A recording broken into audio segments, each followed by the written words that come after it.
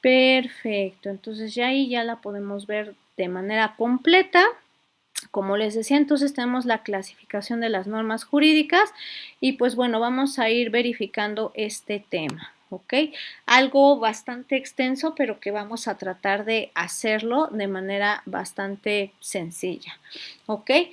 Esta clasificación se basa en lo que está en el libro de García Maínez, ¿ok? De Introducción al Estudio del Derecho. Bueno, se basa en esa clasificación.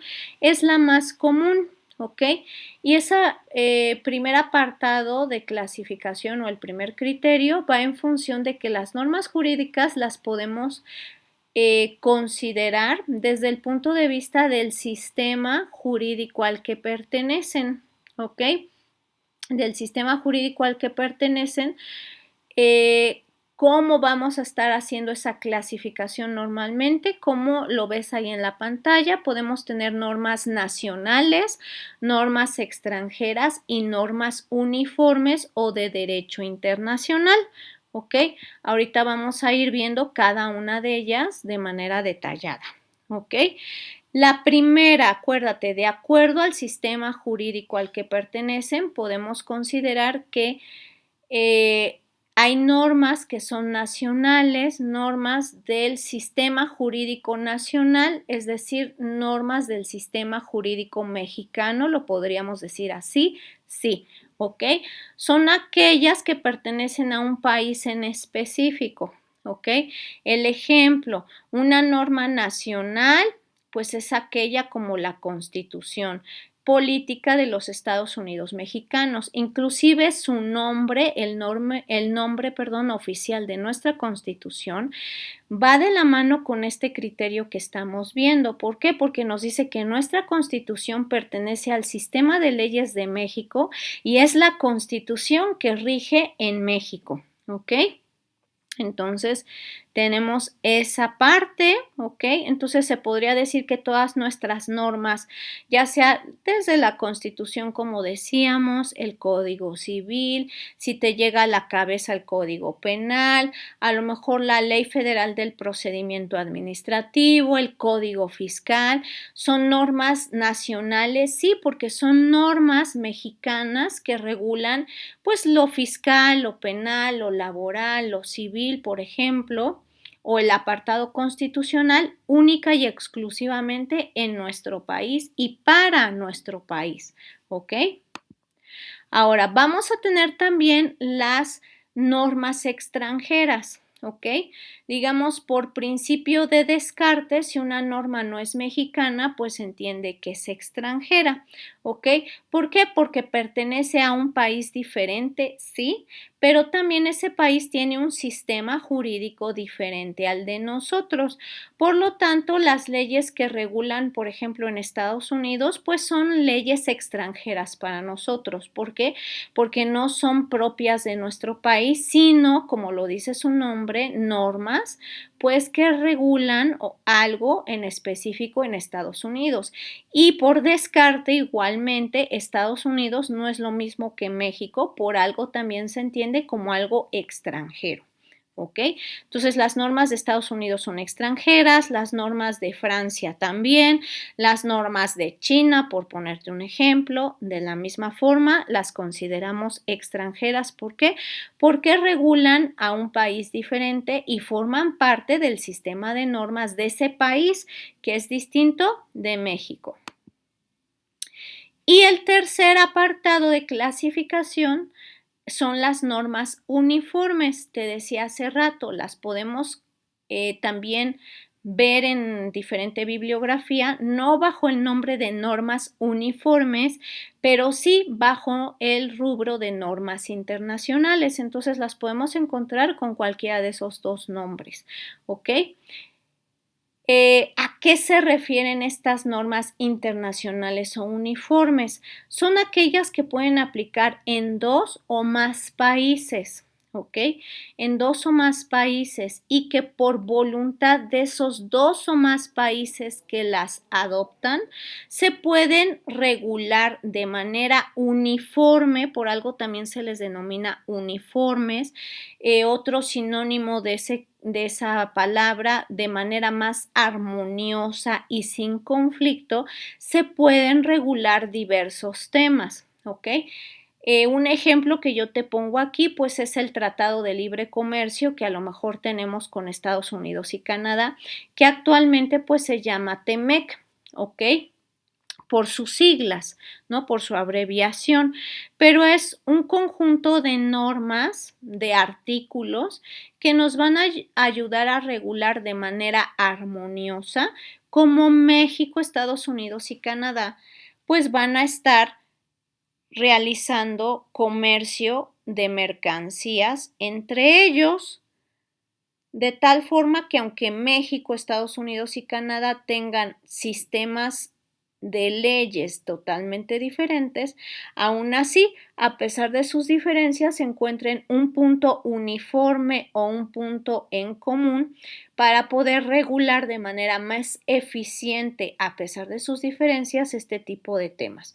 Tenemos esos de los tratados de libre comercio, a lo mejor también has escuchado los tratados o los acuerdos de colaboración entre la Fiscalía General de la República y a lo mejor el FBI de Estados Unidos, por ejemplo, que van en función de hacer artículos en ese acuerdo de colaboración, pues para que ambas fiscalías, porque al final de cuentas son fiscalías que ven cuestiones penales, pues puedan colaborar cuando se necesiten en cuestiones de investigación de crímenes, pues para intercambiar información, quizás pues para perseguir los delitos ya sea en México o en Estados Unidos, pero hacerlo de una manera uniforme a pesar de sus diferencias jurídicas que tienen ambos países, ¿ok? Entonces tenemos ese primer criterio, ¿vale? Ahora, otro segundo criterio que nos dice García Maínez, podemos considerar a las leyes o a las normas jurídicas desde el punto de vista de la fuente, es decir, de donde se originan las normas jurídicas. Ok, acuérdate que vimos también en nuestro curso el tema de fuentes del derecho y decíamos pues es de donde se origina pues esa norma jurídica, lo mismo pasa aquí. Y podemos ver que también hay una como subdivisión. Pueden haber leyes escritas, leyes que no están escritas y las cuestiones jurisprudenciales. Entonces, igualmente ahorita vamos a ir viendo a qué se refiere cada una de esas como subdivisiones dentro de este criterio en función del origen de la norma o de la fuente. ¿Ok? Entonces, el primer criterio que ya tienes ahí en la pantalla. De acuerdo a su origen pueden haber normas escritas, es decir, aquellas leyes que están elaboradas por el órgano legislativo al que le corresponde la creación de las normas. En nuestro caso, pues le corresponde al Congreso de la Unión en el apartado, pues como parte representante de ese poder legislativo, ¿ok? Entiéndase todas las leyes que van a crear los diputados y los senadores, ¿ok? Si lo vemos desde el punto de vista a lo mejor de otro país, pues bueno, el poder legislativo, dependiendo de cómo esté estructurado, pues va a ser el que se encargue en otros países, pues de crear esas normas y su procedimiento es más o menos similar al que llevamos nosotros. Quizás algunas etapas están conjuntas o igualmente van separadas, así separadas más o menos igual como las tenemos nosotros, pero al final dan un resultado escrito, es decir, esa ley con esos artículos que podemos leer y aplicar. ¿Ok? Entonces a eso es a lo que nos referimos a las leyes escritas, que están creadas por ese poder legislativo, pero igualmente tienen una versión escrita que permite su conocimiento, su comprensión y su aplicación. ¿ok? Y que están dispuestas en códigos, reglamentos o en compendios de leyes para su consulta. Consulta tanto para los poderes de la Unión como para los abogados, como para las autoridades o hasta para el propio particular. Por eso se dice que son escritas, ¿ok? Luego vamos a tener las leyes que no son escritas, ¿ok? Esas leyes que no son escritas se les denomina también leyes consuetudinarias, ¿ok? A lo mejor en alguna otra materia tú vas a poder, pues verificar precisamente eso, ¿verdad? De que hay leyes en algunos países, como por ejemplo Inglaterra, que hay leyes que se basan en la costumbre y que son precisamente eso, leyes consuetudinarias, es decir, son leyes que no son escritas, pero que socialmente eso que hace la sociedad, aunque no está escrito en una ley, ya lo tiene como válido, como necesario de realizarse, ¿ok? Te voy a poner un ejemplo. A lo mejor no visto desde el punto de vista de México, porque sí hay un ejemplo que está ahí en la pantalla, pero por ejemplo, desde el punto de vista de Inglaterra, ellos tienen un sistema de algunas leyes que se basan en la costumbre, ¿ok? Y el vivo ejemplo de ello es la forma en la cual ellos realizan las denuncias o las demandas, dependiendo, pues obviamente si es materia penal o materia civil o alguna otra materia como laboral y demás, ¿ok? Nosotros en México sabemos que ya sea la denuncia o la demanda, pues hay un código de procedimientos que nos dice pues que tiene que ser esa denuncia o esa demanda por escrito y que la tenemos que presentar. La denuncia pues ante el ministerio o la fiscalía que corresponda para ver si es procedente y pues se haga la persecución del delito. La demanda pues presentarla por escrito ante la oficialía de partes del tribunal que corresponda y ya ese tribunal pues pronunciarse sobre la admisión o no de esa demanda, ¿ok? Pero tenemos una ley que dice cómo hacer eso, ¿vale? Y en Inglaterra no tienen una ley que le diga a la gente, oye, tu denuncia tiene que ser así y tu demanda tiene que ser de esta forma, pues para que pues la autoridad que corresponda pues te haga caso y te haga justicia, por así decirlo. No tienen una ley así, pero desde la corona inglesa, desde inicios de este siglo más o menos siglo V aproximadamente, se tiene la costumbre de que tú vas y presentas tus casos ante la corona, ante el secretario de la corona, es decir, como el asistente del rey o de la reina, según sea el caso. En este caso, pues sería del rey Carlos III, me parece. O en su caso, pues del secretario de la reina Isabel, que estaba antes de su hijo Carlos, ¿no? Entonces tú ibas con ese como secretario particular y tú le presentas tu caso, ¿no? Le dices, no sé, yo me quiero divorciar, pues porque a lo mejor tengo la sospecha de que mi marido, me engaña, por ejemplo. Y además de la sospecha, tengo algunas pruebas, ¿no? De testigos que han dicho que lo ven con otras personas, son mujeres, entonces, igualmente, pues hay veces que se ausenta mucho de la casa y dice que es por trabajo, pero pues a mí me consta que su trabajo no es algo que lo obligue a estar tanto tiempo fuera, entonces, pues a mí me gustaría que pues disolvieran mi matrimonio justificando como ese motivo por el cual yo lo solicito. Y bueno, si la corona tiene a bien tomar mi caso, pues solicito que me digan en qué tribunal yo voy a poder pues ingresar todas estas pruebas, ¿no? Para ver cómo me pueden hacer justicia de sí disolver mi matrimonio, pero ¿qué cree? También tengo hijos, entonces pues quiero que esos niños queden de la mejor forma conmigo y en la medida de lo posible con la otra persona. Si la otra persona a lo mejor no los quiere, pues bueno, yo no tengo problema, yo como la mamá, pues obvio me los voy a quedar, pero pues que también el otro me pague pues por la educación y demás de los chamaquillos, ¿no?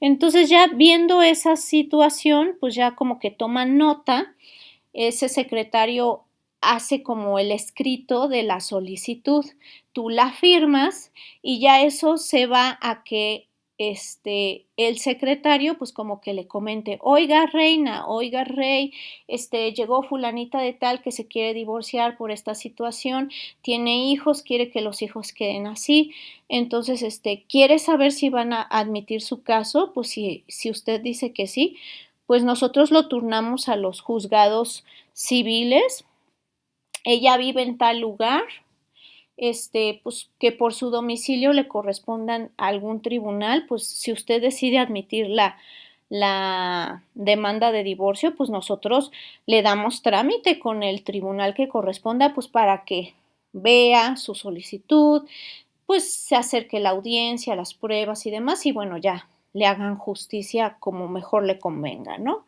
Ah, pues que sí, entonces pues ya ese caso lo ponen junto con otros que a lo mejor el rey o la reina ya se informaron y así ya se remiten a los tribunales que corresponde. Y si se fijan, es una forma muy diferente de llevar la justicia. Ok, nosotros nos acercamos directamente a las autoridades que nos pueden apoyar y allá en Inglaterra, pues por costumbre se hace así. Ya desde tiempos, digamos, muy históricos con ellos es de esa forma. Al final obtienen el mismo resultado que nosotros sí, pero es que ellos lo llevan así, ya es una conducta que está validada y una forma, digamos, para ellos ordenada de solicitar pues que se les aplique la justicia de acuerdo a lo que ellos están solicitando, ¿no?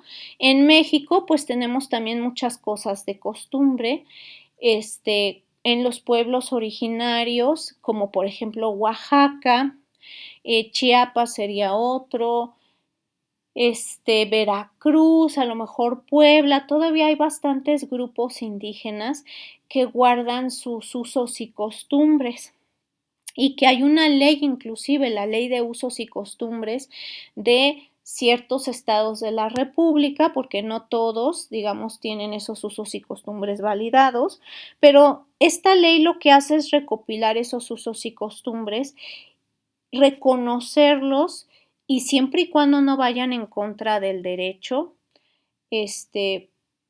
pues hacer que, digamos, se les permita a ellos, pues continuar con las costumbres siempre y cuando no vayan en contra del derecho, en contra de derechos humanos, etcétera, pues puedan continuar con esas costumbres, ¿no? Como por ejemplo las danzas folclóricas. Obviamente hay muchos todavía grupos indígenas, pues que venden animales, pues para garantizar sus deudas y dices, bueno, eso no tiene nada de malo, pues no, no tiene nada de malo, pero malo, por ejemplo, cuando tienen la costumbre de vender a las hijas o de casarlas, ¿no? Pues para pagar deudas, ¿no? Como lo vemos a veces en algunos noticieros. Entonces, digamos, esos usos y costumbres, dices, bueno, yo no les puedo negar que no lo hagan. Si ellos ya están acostumbrados y lo creen válido, pues así se los niegue yo como Estado o no, pues obviamente lo van a hacer porque ellos consideran que eso es normal, por así decirlo, correcto hacerlo. Pero obviamente si ya se ve la afectación de derechos humanos, bueno, el resto de la sociedad, alguien puede hacer la denuncia o la demanda correspondiente, pues para tratar de que esa costumbre, digamos, las consecuencias no impacten más desfavorablemente en las personas que se están afectando. ¿Ok? Entonces, esa parte también es no escrita hasta cierto punto para esos pueblos originarios, o sea, no tienen un código aunque obvio esta ley como que recopila todo, pero se ha recopilado pues porque así el Estado de Derecho lo requiere como para dar conocimiento de que se documente que existen esas costumbres, pero no porque se considere que eso ya es un código que ellos tienen que seguir, ¿no? Ellos no tienen escrito eso, lo consideran válido y también es fuente de derecho para ellos, ¿no? Y también el derecho, digamos, escrito se puede oponer a este tipo de costumbres si es que se afectan, como decíamos, cuestiones de derechos humanos. ¿Ok? Luego tenemos la jurisprudencia. ¿Ok? Estas cuestiones de jurisprudencia, pues, son aquellas normas o interpretación válida, como decíamos en otras de las sesiones, a través de las cuales, pues, los tribunales, en nuestro caso, pues, la Suprema Corte de Justicia, a través de sus salas y del Pleno, igualmente algunos tribunales administrativos, tribunales laborales, tribunales agrarios, pues establecen jurisprudencia, establecen una interpretación válida de la ley hacia ciertos casos en específico y que nos ayuda pues efectivamente, ¿verdad?, a comprender cómo se va a aplicar o cómo debemos entender ciertos aspectos de la ley. Entonces, esto también se considera como una fuente de derecho o una fuente orientativa de esa aplicación y bueno, entra dentro de este apartado por cómo se originan esas jurisprudencias. ¿Ok? Hasta aquí, chicos, ¿tienen alguna duda, alguna pregunta? Por favor, váyanmelo diciendo en plataforma, porque vamos a empezar con ese tercer criterio que ya ven ahí en la pantalla, que a lo mejor les recuerda uno de los temas que vimos, pero si tienen alguna duda, adelante, váyanmelo comentando a través a lo mejor del chat o si pueden activar el micrófono, adelante.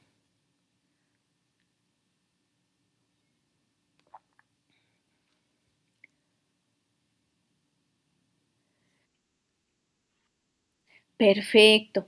Entonces, pues vamos a avanzar, ¿ok? El tercer criterio de clasificación son las leyes por su ámbito espacial de validez. Por eso te decía que a lo mejor lo relacionas con los ámbitos de validez de las normas, sí.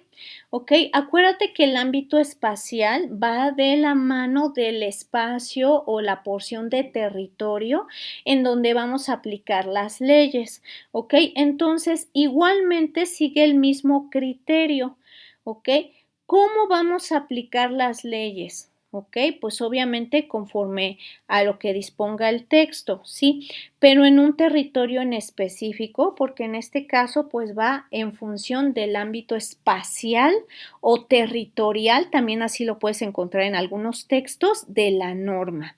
Y vamos a tener normas generales que también las podemos comprender como normas federales, normas locales y municipales, ¿ok?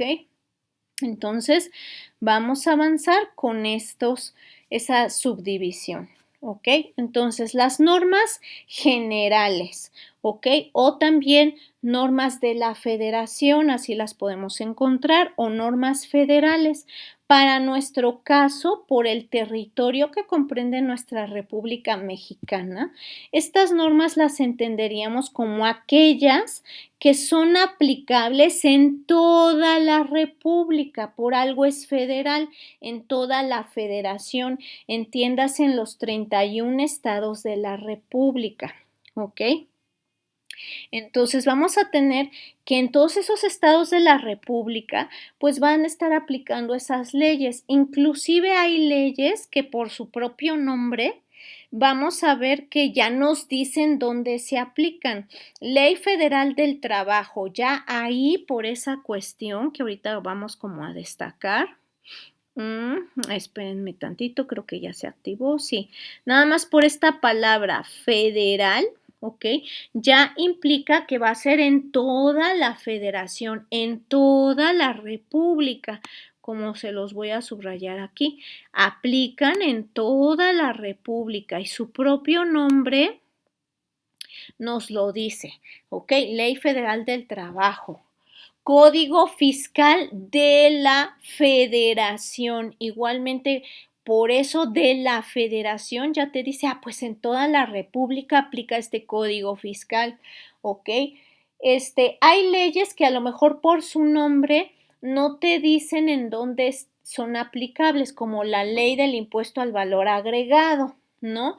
Y dices, híjole, ¿esa pues en dónde? Pues nada más por el tipo de impuesto que a lo mejor dices, bueno, los impuestos se desprenden o los regula el Código Fiscal de la Federación, pues yo entendería, ¿verdad?, que a lo mejor es un impuesto federal, pero hay leyes que dentro de sus propios artículos, por regla general dentro de los primeros 5 artículos de esas leyes, que a lo mejor son federales, pero el nombre no te da la pista, ¿verdad?, de que sea federal lo que regula esa ley.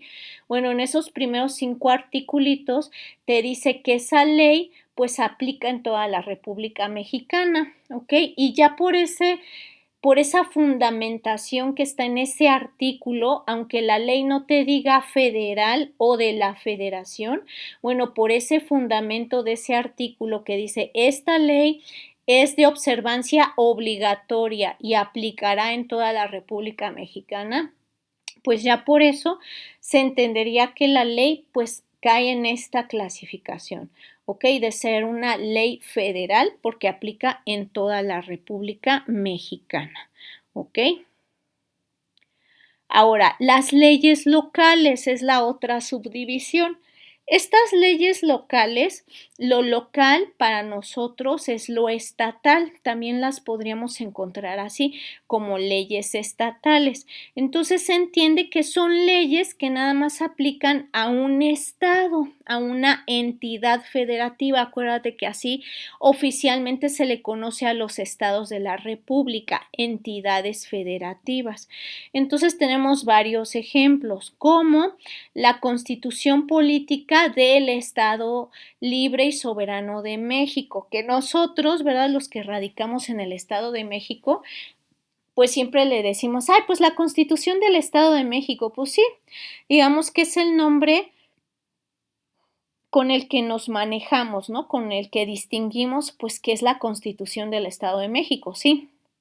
Igual la Constitución de Puebla, de Yucatán, etcétera, pero tiene un nombre oficial y por el nombre también nosotros ya podemos saber que resulta que es una ley estatal del Estado libre y soberano. ¿De dónde? De México. ¿Ok? Entonces tenemos esa parte.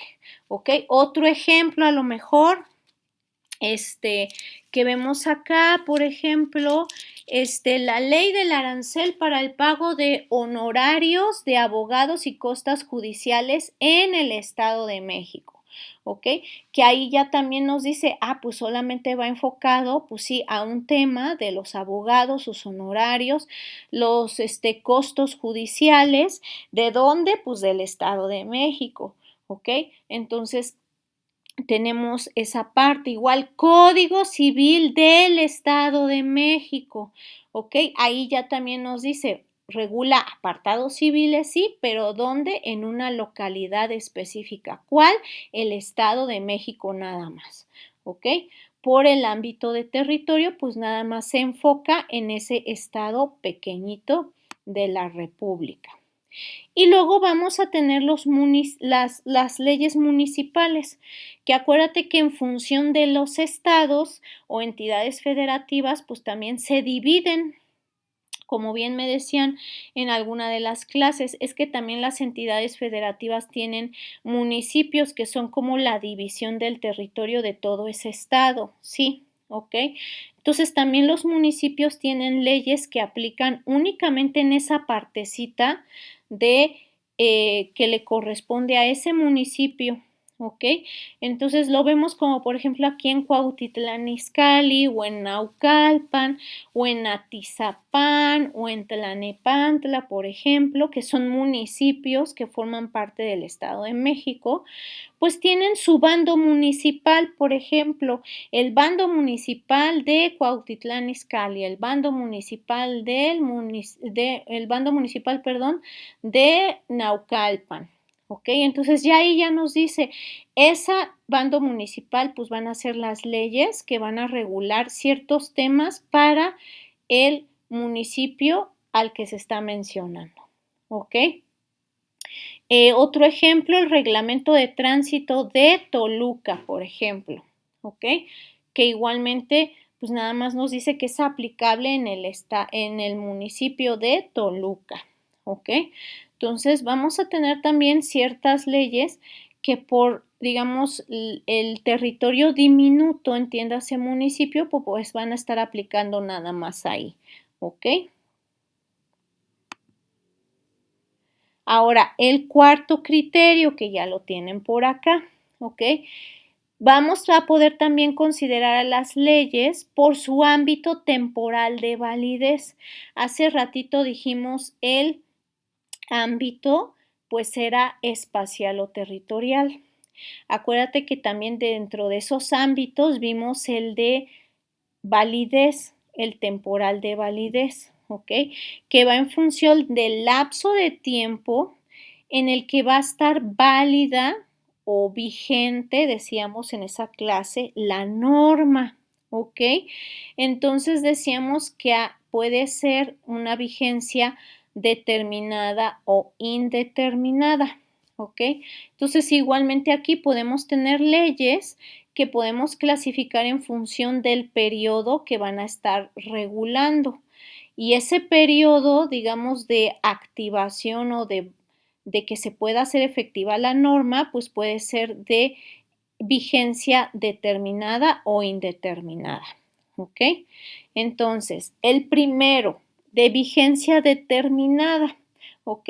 Son leyes que tienen un tiempo de vigencia muy específico, ya establecido, ¿ok? Y se preguntarán si tenemos leyes que dicen, o sea, solamente van a estar regulando en este periodo de tiempo. La respuesta es sí. Y obviamente ese periodo de tiempo pues ya va a estar determinado en el Diario Oficial de la Federación, ¿ok? Y evidentemente también por el nombre, pues vamos a considerar pues que pues también oficialmente se determina el periodo, ¿ok? El periodo de vigencia, que en determinado momento pues va a estar ahí aplicando la legislación. Un ejemplo, pues, es la ley de egresos e ingresos de la Federación, ¿ok? Que efectivamente nos dice que lo que disponga esa ley y la forma en la cual se planifiquen los ingresos y egresos, pues estará, como nos dice la diapositiva, pues estará operando o será plausible de que esa ley se aplique, pues cada sexenio que el presidente o en este caso la presidenta en turno, pues esté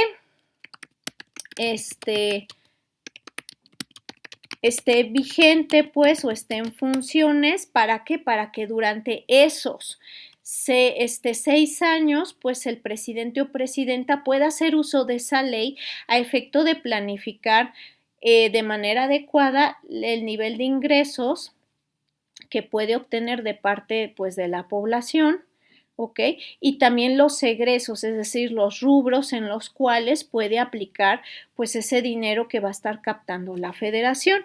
También tenemos otro ejemplo de una ley determinada, de vigencia determinada, y como te decía, pues el nombre oficial inclusive te va a decir esa vigencia determinada. Y ahorita te voy a poner ahí en la pantalla, pues precisamente esa parte, para que la puedas verificar. Y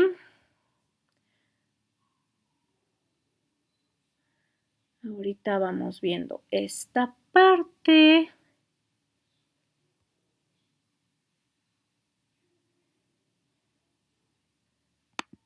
¿Ok? Entonces aquí tenemos esta parte, ¿ok? Presupuesto de egresos de la Federación para el ejercicio fiscal 2026. Ahí específicamente ya nos dice a partir o el periodo que va a estar regulando ese presupuesto de egresos de la Federación. ¿En qué año? Este año. Entonces se entendería que el texto de ese presupuesto pues va a empezar a tener vigencia el 1 de enero de 2026 y va a concluir pues el 31 de diciembre de 2026. ¿Ok? ¿Por qué? Porque ese es el ejercicio fiscal. Todos los ejercicios fiscales van del 1 de enero del año al que se hace referencia, en este caso 2026, y todos terminan el 31 de diciembre. Un año calendario es un ejercicio fiscal. Entonces, igualmente aquí ya nos dice pues una vigencia determinada, muy, muy concreta, por cierto, con base en este ejemplo que están viendo en la pantalla. ¿Ok? Entonces ahorita nos vamos a regresar a nuestra presentación, pues para que veamos la otra clasificación. ¿Ok? Entonces ya vimos el ejemplo de determinada y ahorita nos vamos a la vigencia indeterminada. Son leyes que obviamente no sabemos, digamos, la vigencia, cuándo se va a limitar esa vigencia. O sea, sabemos cuándo entró en vigor, cuándo empezó a ser válida esa ley, pero no sabemos cuándo va a terminar su validez, su aplicación, porque la misma ley no nos lo dice, como en el ejemplo que veíamos hace ratito, ¿ok? Como nuestra Constitución. Sabemos que es la Constitución de los Estados Unidos mexicanos, que está vigente desde el 5 de febrero de 1917, porque fue la fecha en la cual se promulgó, se creó nuestra Constitución, pero no nos dice la propia Constitución que va a dejar de tener vigencia en tal año. Entonces, ese sería un ejemplo de una ley que no tiene una vigencia determinada. Otro ejemplo, ahorita vamos a ver. Ahorita en la pantalla lo estoy buscando para podértelo proyectar. Otro ejemplo de una ley que tiene vigencia indeterminada. Nos dice cuándo está vigente. Inclusive de lo que vas a ver en la pantalla podemos observar cuándo fue su última reforma, pero no nos dice la fecha en la que va a terminar de estar vigente el código que te voy a mostrar en la pantalla. Entonces, permítanme tantito. Ahí creo que ya va. Perfecto. Ok, entonces ahí tenemos en la pantalla el código de comercio.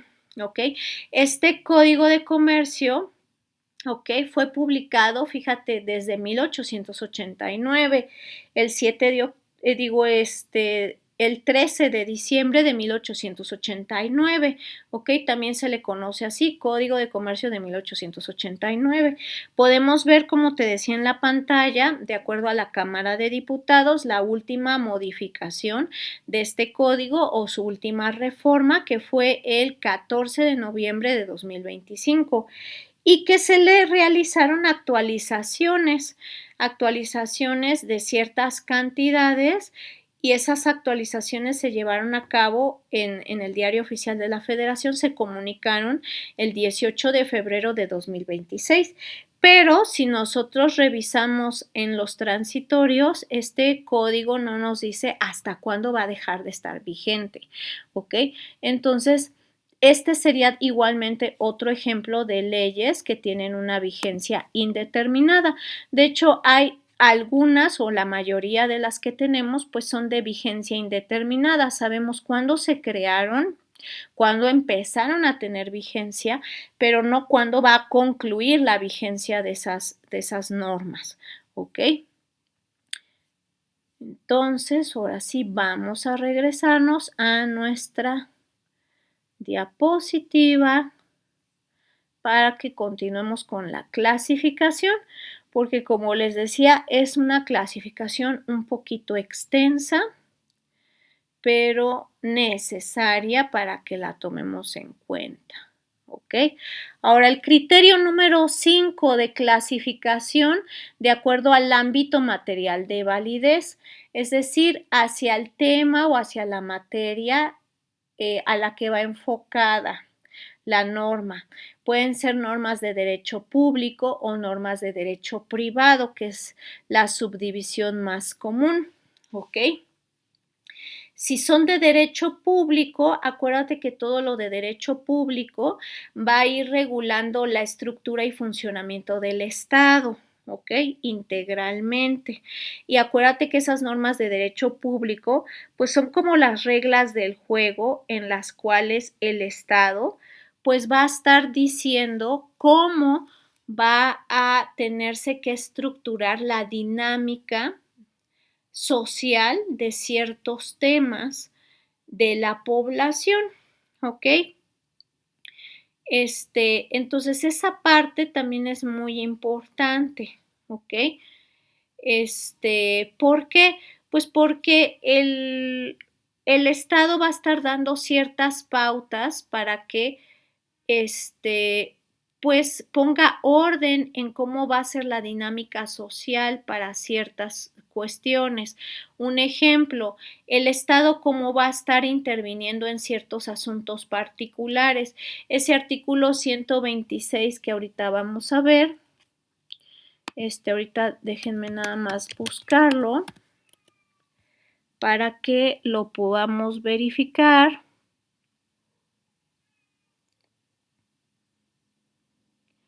Nada más dejen que abra la Constitución y podamos ver este articulito.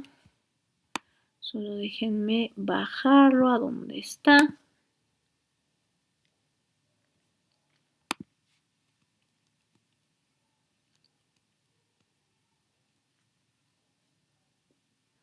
Ahorita ahí ya se los voy a mostrar en la pantalla. Ay, Dios, no lo encuentro. Ah, acá está la pestañita. Perdón, pensé que no estaba. Yo dije, ¿cómo? Si ahorita lo acabo de ver. Listo, aquí está, ¿ok? Entonces, este articulito nos va a ir diciendo precisamente eso, como lo ven ahí en la pantalla, de que no puede hacerse pago alguno que no esté comprendido en el presupuesto o determinado por una ley posterior. Entonces, ¿eso a qué nos hace referencia?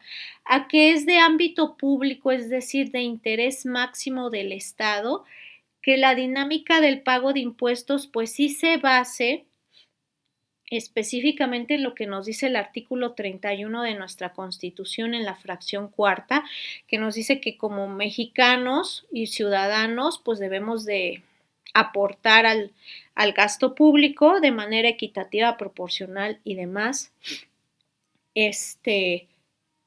Pero se refuerza ese principio o esa obligación en donde, pues obviamente, esa contribución pues va a estar considerada dentro del presupuesto de ingresos de la federación, ¿ok?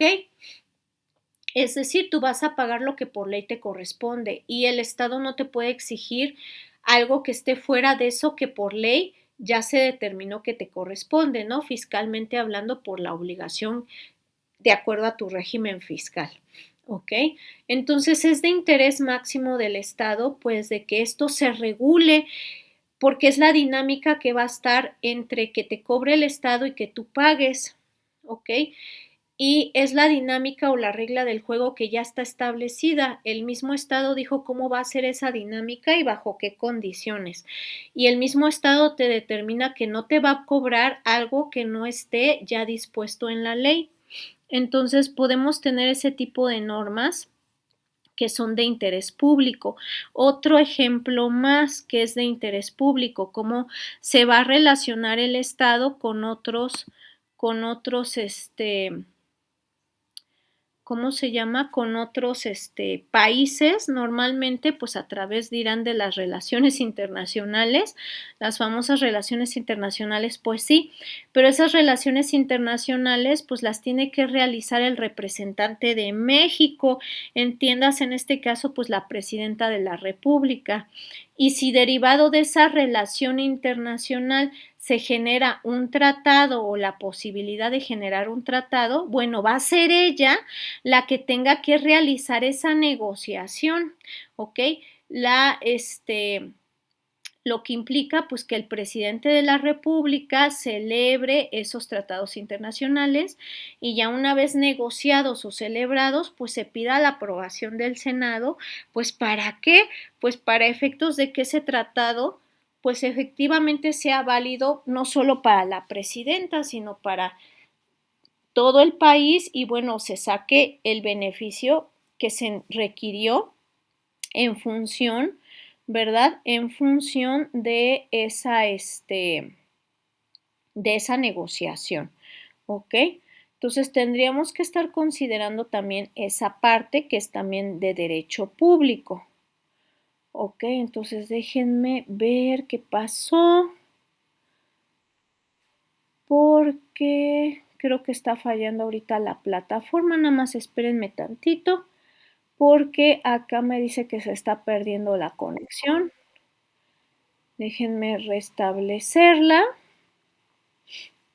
Nada más permítanme tantito, creo que ya se restableció. Sí, efectivamente. Entonces estábamos en esta parte. Ok, déjenme como compartirla, que era en esta parte en la que estábamos. Ok. Ahí mil disculpas, pero es que acá en donde me conecto ahorita hay un poquito de inestabilidad en la red, pero bueno, ya lo tratamos de solucionar.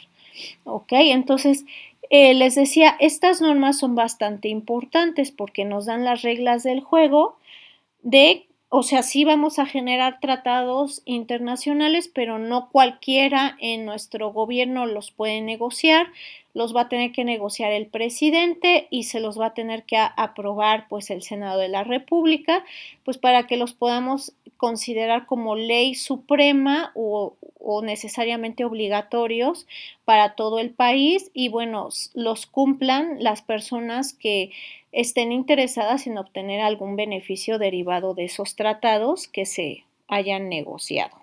¿Ok? Entonces tenemos esas normas que como te decía son de derecho público. Vamos a regresar a nuestra presentación rápidamente. Vamos a tener también normas de derecho privado que igual son normas que va a crear el Estado, ¿ok? Pero igualmente esas normas nos van a decir cómo se va a relacionar, ¿ok? El particular con otros particulares en diferentes tipos de temas, ¿ok? Inclusive, en su caso, bueno, si va a haber autoridades que tengan que regular alguno de esos ámbitos o validar alguno de esos ámbitos de los particulares de cómo se van a relacionar, pues bueno, la propia ley, el propio Estado a través de la ley va a decir, pues si te vas a casar, te tienes que casar con un juez del registro civil. Si vas a registrar a tu hijo o a tu hija como eso, como tus hijos, pues lo tienes que hacer en un registro civil. Si vas a comprar una casa, bueno, la puedes comprar, celebras un contrato para que sea válido. Pero como vas a hacer unas escrituras para validar que ahora tú eres el nuevo propietario, pues sí lo vas a poder hacer porque hay un código que te dice que sí puedes comprar viviendas, pues, o cualquier otro tipo de propiedad, pero si es una vivienda, la tienes que escriturar. Entonces, pues por Ministerio del Código Civil yo te digo que si es un inmueble, lo tienes que elevar a escritura pública para validar el acto jurídico, en donde tú ya te vamos a poner como sí comprador, pero ahora eres el propietario, etcétera. Entonces ahí nos va a estar diciendo toda esa dinámica, ¿ok? ¿Para qué? Para hacer de manera más eficiente esa relación entre comprador y vendedor, entre esposos, entre padres e hijos, entre patrón y trabajador, que también sería una norma de derecho privado, en donde nos dice el Estado, mira, puedo tener empresas, puede haber empleadores que son personas físicas, pero esos van a ser patrones y tienen estas características y estas obligaciones.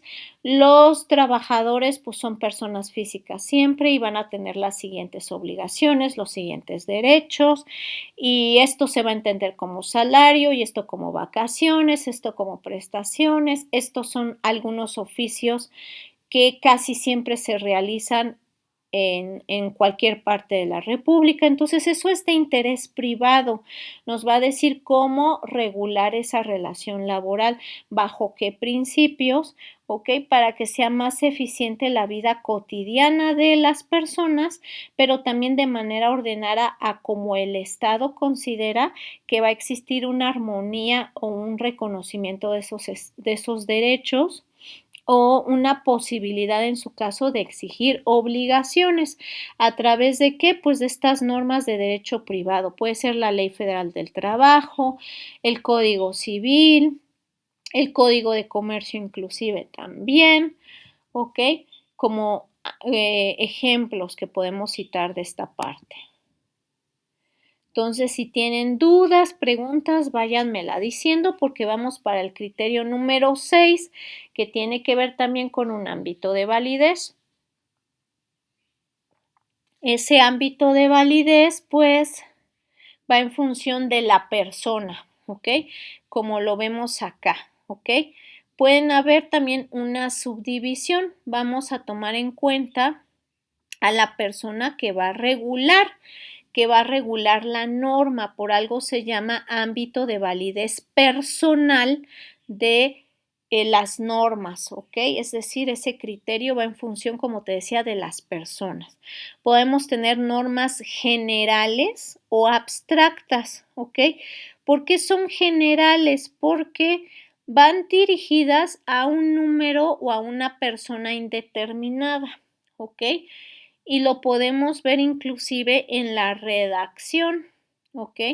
En la redacción de lo que se dispone dentro de esas normas. Ahorita vamos a ver un ejemplo donde nos dice todo individuo o toda persona, o sea, no te dice en concreto, no sé, Juan Pérez va a ser el único al que se le van a reconocer los derechos y garantías individuales. No, te dice toda persona que esté en la República Mexicana o en territorio nacional se le van a reconocer. Eso implica que puede ser Juan, puede ser María, puedo ser yo, puede ser tú, los que caigamos en ese cualquier persona o toda persona, ¿ok? Por eso se dice que son generales, va abierto a cualquiera que pueda necesitar que se le aplique lo que dice ese artículo o a cualquier persona que en determinado momento, como decíamos también en otra de las clases, pueda actualizar, ¿verdad? La hipótesis que dice la ley o el artículo, el supuesto que está tratando de regular ese artículo, pues para que le beneficie en algo la ley o para que se le pueda exigir algo en función de esa ley, ¿ok? Y ahorita vamos a ir viendo precisamente un ejemplo en el código de comercio que ya habíamos abierto. Solo déjame abrirlo nuevamente porque como voy cambiando de pestaña en pestaña, ¿verdad?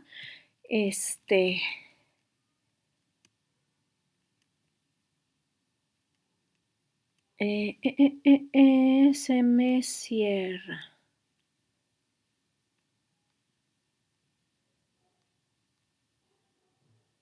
Más déjame encontrar un artículo.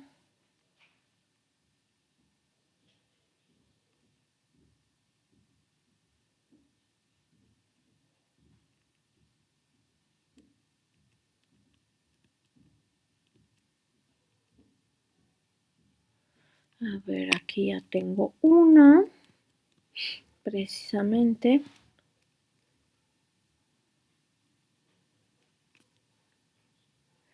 Aquí está.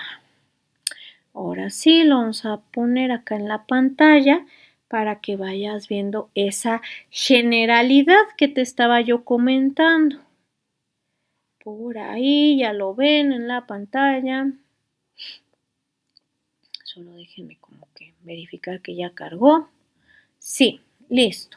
Entonces, fíjate bien, estamos en el artículo 3, ¿ok? En el artículo 3, como lo ves ahí en la pantalla, entonces nos dice a quienes se les puede considerar como comerciantes, ¿ok? Entonces nos dice, se reputan en derecho comerciantes, es decir, por ministerio de la ley se consideran comerciantes, así podríamos interpretar. Te dice las personas que teniendo capacidad legal para ejercer el comercio, hacen de él, o sea, del comercio, su ocupación ordinaria. Entonces, ¿esto qué nos da a entender? Las personas, no te dice solamente, a lo mejor Patricia Hernández puede ser comerciante, porque solo ella tiene capacidad legal y solo ella ha hecho del comercio su ocupación habitual. No. O sea, te dice las personas, siempre y cuando tengan esa característica, ¿no? Capacidad legal, que como bien me decían en otra clase, pues implica que seamos mayores de edad, sí. Entonces, cualquier persona que sea mayor de edad y que ya considera al comercio, a comprar, a vender, su ocupación habitual de donde genera ingresos, pues se considera como comerciante, ¿ok? Ahí ya vemos la generalidad. Igual nos dice sociedades constituidas con arreglo a las leyes mercantiles. ¿Cuál sociedad? Cualquiera. Puede ser Alpura, puede ser Electra, puede ser Telmex, puede ser la empresa Pati Todo, SADCB, porque vende pura croqueta y cosa para perros y gatitos. Pues sí, hace esa empresa compra y venta de artículos para mascotas y pues los dueños pues han convertido esa compraventa de esas cosas de mascotas su actividad habitual, sí, pues porque de ahí sale los dineros, los ingresos de los socios que forman parte de esa empresa chiquita, aunque sea, pero esa empresa sí. Ah, entonces también para ti todo está ahí, no te dice solo Electra, solo Alpura, solo Telmex, solo Lala, no. O sea, cualquier sociedad mercantil. ¿Ok? Igualmente, sociedades extranjeras, agencias o sucursales que están dentro del territorio nacional y que ejercen actos de comercio. Igualmente, cualquier sociedad extranjera que legalmente se pueda constituir en México y que al estar en México generan actos de comercio como fuente de ingresos, lo podríamos decir así, pues bueno, se considera como comerciante, obvio, persona moral, pero no te dice, ay, solamente estas empresas gringas y nada más las gringas son las que son comerciantes, los demás, pues no. O sea, ahí vemos esa generalidad, ¿ok? Ahora vámonos a la otra parte. Ahí ya vimos las leyes que son generales o abstractas. Igualmente son abstractas porque vienen muy abiertas a cualquier persona, en el ejemplo, cualquier sociedad mercantil mexicana, cualquier sociedad extranjera. Por eso son abstractas. Yo no sé a quién hace referencia, pero ahora sí que a quien le quede el saco, de acuerdo a lo que ahorita explicamos, pues entendería que sería comerciante. ¿Ok? Por eso también se dice que es abstracto, no sé a quién va dirigido, a quién le actualice la hipótesis de lo que regula ese artículo 3 del Código de Comercio. ¿Ok? Ahora, las normas que son concretas o individualizadas. ¿Ok? Estas normas obligan a uno o a varios sujetos a que en determinado momento pues se les aplique la ley de determinada forma, ¿ok?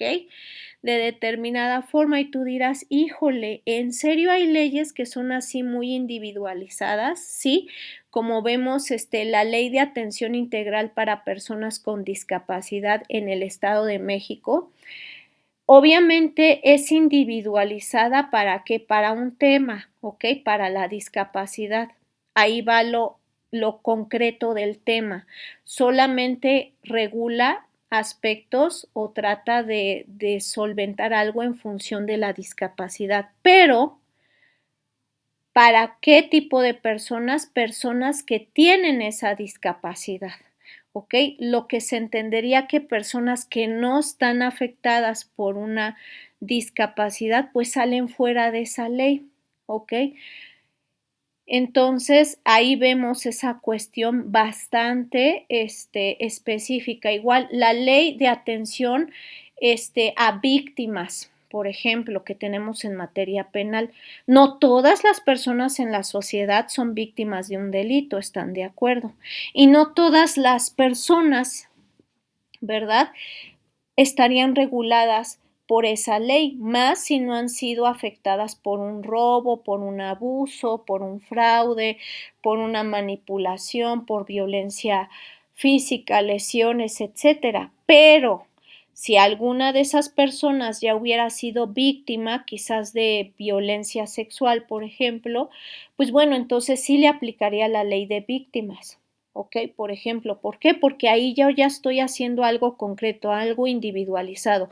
Si no has sido víctima, pues bueno, no te aplica algún beneficio o algo de esta ley. Ah, pero si ya lo fuiste, bueno, y necesitas un nivel específico de atención, pues sí. Entonces sí, la ley de víctimas te puede asistir, porque ya nos va concretando hacia qué tema y hacia qué tipo de personas se va a enfocar en beneficiar o en asistir una ley en concreto. ¿Ok? Ahorita vamos a avanzar a los otros criterios, al criterio número 7, que va en función de la jerarquía. ¿Ok? Eso va en función como del orden en el que se encuentra la norma. ¿Ok? Y podemos tener normas que son coordinadas o subordinadas. Ahorita vamos a ver, porque Maynes como que, bueno, al sacar esta clasificación, como que por el nombrecito de la subdivisión, dices, híjole, es por el orden en el que está la norma, y luego me saca que coordinadas o subordinadas, y dices, híjole, pues ya menos entendí, dices, si de por sí a lo mejor el derecho a veces en algunos rubros es complicado, pues con esta clasificación dices, pues más, ¿no? Y más con esta subdivisión que pone García Maynes, ¿no? Pero fíjate bien. Coordinadas, ¿a qué se refiere? Son aquellas normas que tienen la misma categoría o rango entre sí, ¿ok? Y ahorita para eso yo me voy a apoyar, ¿ok? De algo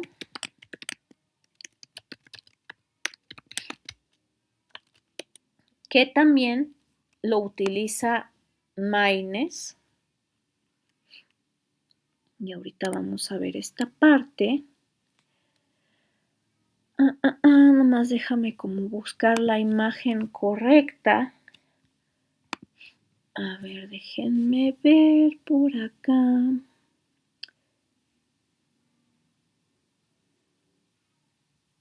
Aquí está. Creo que esta nos puede servir. Pero es que, ay, Dios mío.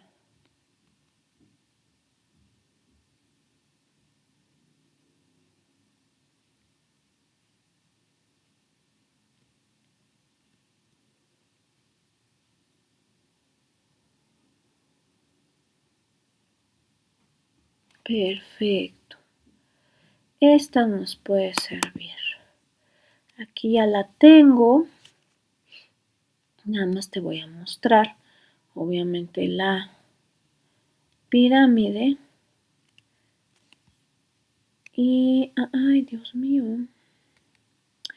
Iba a decir, perdí nuestra pestaña donde está, donde estaba yo aquí con la sesión. Dije, ¿qué pasa? Es que ahorita está como que medio rara la actualización del, ya saben que luego se actualiza que el Google Chrome y todas esas cosas. Entonces como que está rara la actualización y como que me movió algunos controles o el orden en el que salen las cosas, pero bueno. Entonces, has visto a lo mejor esta pirámide en otra de las clases que se llama la pirámide de Kelsen, ¿ok? Aunque García Maynes es muy contemporáneo del siglo XXI, ¿ok? Bueno, Kelsen es del siglo anterior a Maynes, es del siglo XX, ¿ok? Pero él nos da una clasificación de las normas Y se basa precisamente esa clasificación en la coordinación que nos dice Maynes, ¿ok? Entonces, como que pegando lo que dice Maynes con lo de Kelsen, pues Maynes ya tiene más sentido, ¿ok? Nos dice que es por el nivel de coordinación y que por coordinación se entiende que son las leyes o las normas que están en el mismo nivel. Entonces, por coordinación podríamos decir que la Constitución y los tratados que tienes en la punta de esta pirámide, por coordinación están en el mismo nivel, es decir, en el nivel fundamental, como lo vemos aquí. Y luego tenemos un segundo nivel que es el nivel secundario, nos diría Kelsen, ¿ok? Nos diría, es el nivel fundamental o las leyes primarias de donde se originan las demás leyes, pues puede ser la Constitución y los tratados, sí, pero también sobre todo de la Constitución salen otras leyes, ¿ok? Salen otras leyes en determinado momento, ¿ok? Y esas están en el nivel secundario, ¿ok? Entonces se podría decir que esas leyes federales, todas las leyes federales, entiéndase el Código Penal, federal, el Código Civil federal, la Ley Federal del Trabajo, el Código Fiscal, por ponerte un ejemplo de leyes federales, estarían por coordinación en el mismo nivel. ¿Cuál nivel? De que todas ellas son leyes federales, ¿ok? Y están en el mismo nivel de leyes secundarias, es decir, se desprenden de la Constitución, tienen hasta el mismo origen. ¿Ok? Entonces, eso es a lo que nos referimos por coordinación. Igual hay un tercer nivel que son las leyes terciarias o las leyes básicas, que nos dice Kelsen son los reglamentos, las sentencias, los contratos, los testamentos. ¿Ok? Que en algunas ocasiones nos sirven los reglamentos pues para saber cómo aplicar de manera más específica aspectos que regulan las leyes de donde se desprenden esos reglamentos. Sin embargo, pues son leyes terciarias. Solamente acudo al reglamento si lo necesito. Si no, pues no es que lo descarte, pero sé que está ahí, pero por el momento no me veo en la necesidad de buscar algo del reglamento porque la ley ya me dice cómo hacerlo. ¿Ok? Sin embargo, es una ley terciaria, es decir, de tercer categoría que sirve para apoyar o solventar algunas lagunas de trámite que tienen algunas leyes federales. Entonces, todos los reglamentos que se desprendan, por ejemplo, el reglamento del Código Fiscal de la Federación, el reglamento de la Ley de Inversión Extranjera porque tiene un reglamento, el reglamento de la Ley Federal de Derechos de Autor, todos esos son reglamentos. Por coordinación están en el tercer nivel de la pirámide de Kelsen, son leyes terciarias. Todas ellas son reglamentos que se desprenden de leyes federales, que sirven para apoyar a esas leyes de donde se desprenden esos reglamentos para aplicar o para regular de manera más eficiente algo de lo que dispone la ley de donde se originó ese reglamento. ¿Ok?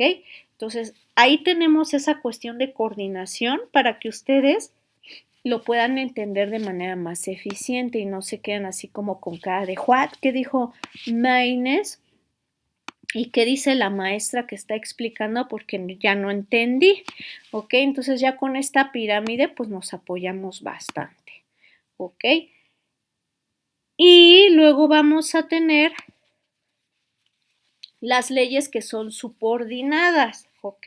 O leyes que también son dependientes en mayor grado jerárquico. Y también estas leyes, ¿verdad? Las podemos desprender de la pirámide de Kelsen, ¿ok? ¿Por qué? Porque son leyes que se desprenden, ¿ok? Se desprenden o se originan de una norma en específico para su existencia. Obviamente es una norma de mayor nivel jerárquico. Igual me voy a apoyar de esa pirámide de Kelsen pues para que tú lo puedas entender. ¿Ok? Y vámonos de nuevo con la pirámide. ¿Ok? Entonces, fíjate bien, ahí ya la tienes en la pantalla y me voy a valer precisamente de esto, ¿ok? Entonces, aquí tenemos a la Constitución, ¿ok? Esa parte, ¿vale? De la Constitución, decíamos hace rato, se desprenden las leyes federales. Entonces, estas leyes federales están subordinadas o a fuerzas necesitan de la existencia de la Constitución para poderse originar. ¿Ok? A eso es a lo que se refiere. Una ley federal siempre se desprende de nuestra Constitución. ¿Ok? Entonces esa ley federal siempre va a estar subordinada necesariamente requiriendo de que la Constitución la valide para que pueda existir esa ley federal. ¿Ok? Ahora, otro ejemplo, tenemos a lo mejor ciertas leyes, ¿ok?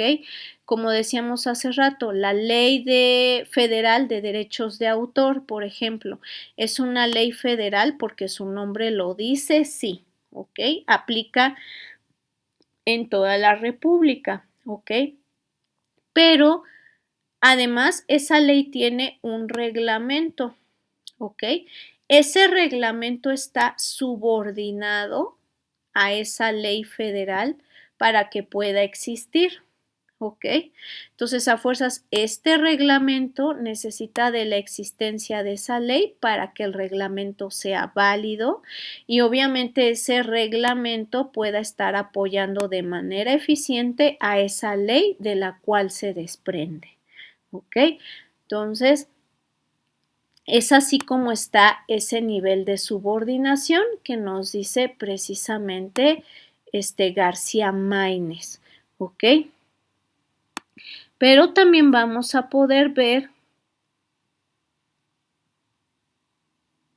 otro tipo, ¿verdad?, de clasificación, que ahorita es lo que vamos a ver en la pantalla, ¿ok? Que ahorita ya le avancé a la diapositiva para que veas, pues, otro criterio de clasificación. ¿Ok? Y acuérdense que si tienen dudas, preguntas, pues me lo van diciendo. Ay, Dios, ¿dónde está? Acá está la pestañita. Listo.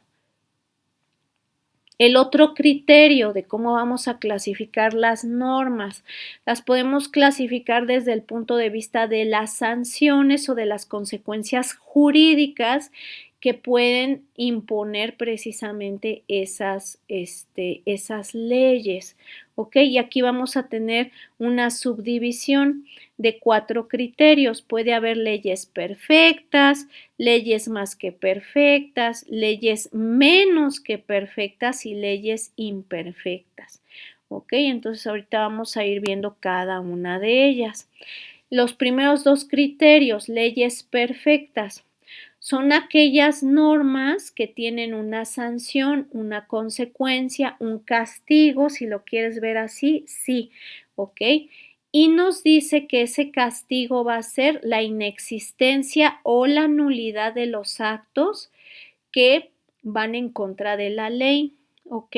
Un ejemplo, como veíamos en nuestra clase, hay actos jurídicos que nos dice a fuerzas el Código Civil que debe de tener pues ciertos requisitos de validez y de existencia y que si nos faltan algunos requisitos de existencia están pues viciados o no se perfeccionaron de manera correcta, pues la consecuencia, el castigo es que el acto jurídico sea inexistente y por lo tanto pues el acto jurídico pues no continúe con las consecuencias de derecho.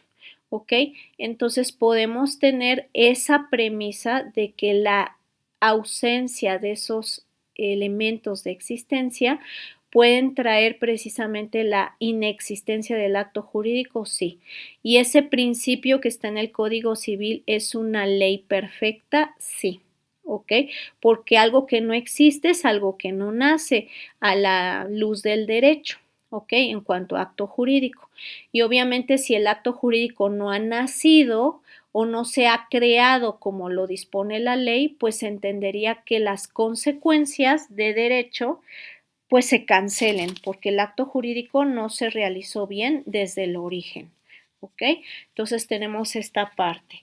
También tenemos dentro de esas leyes perfectas lo de el derecho administrativo. Hay ciertos actos administrativos que obviamente esos actos administrativos pues los hacen las autoridades administrativas, ¿sí? Al final de cuentas es un acto jurídico también, sí. Debe de basarse en lo que dice la ley de cómo debe de realizarse ese acto administrativo. La respuesta es sí. Tendrá ciertos elementos de existencia y de validez también. Sí, ok. Entonces, obviamente, si la autoridad también dentro de los requisitos de existencia, pues el acto jurídico no se realiza conforme a lo dispuesto por la ley, pues también estaríamos ante una ley perfecta en la que el propio Estado tiene la potestad de que se valide que no se emitió el acto jurídico, no nació de manera perfecta como está dispuesto en la norma, por lo tanto es un acto jurídico viciado, por lo tanto es un acto que resultó inexistente, por lo tanto pues se deben de anular totalmente sus efectos, como si no lo hubiera hecho la administración pública. Entonces también tenemos ese apartado donde está ese principio de leyes perfectas, ¿ok? Luego vamos a tener leyes que son más que perfectas, ¿ok? Son aquellas que no van a establecer la nulidad del acto, ¿ok? Pero, ¿por qué? Porque se consumó el acto de manera irreparable, ¿ok? Sin embargo, sí establecen un castigo, ¿ok? Sí establecen un castigo a la persona que realizó el acto y además piden una reparación pecuniaria, ¿ok? Y dentro de ese apartado, pues también estarían, obviamente, las leyes también administrativas. Un ejemplo, o las leyes fiscales, si lo quieres ver así, tú no pagas impuestos, ¿ok?